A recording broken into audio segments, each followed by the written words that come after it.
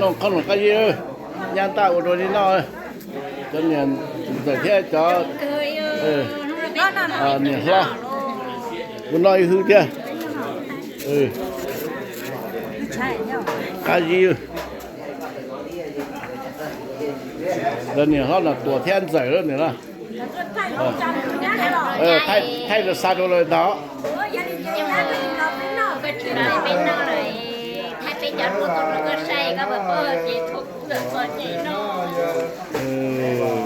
subscribe cho kênh Ghiền Mì Gõ để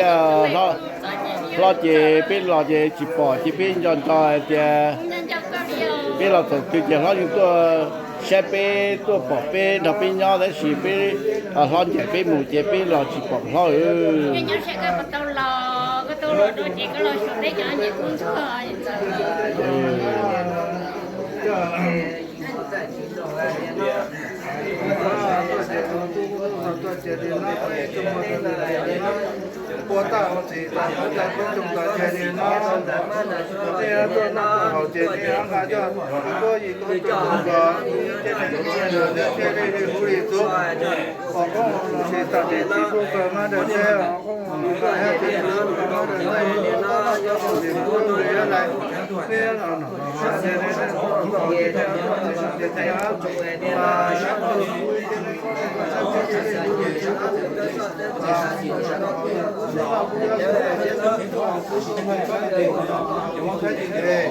Rồi trả rồi.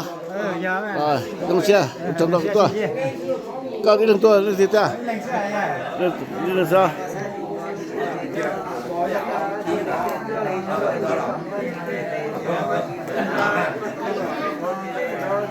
để nói cho tụi bùa thì tụi bùa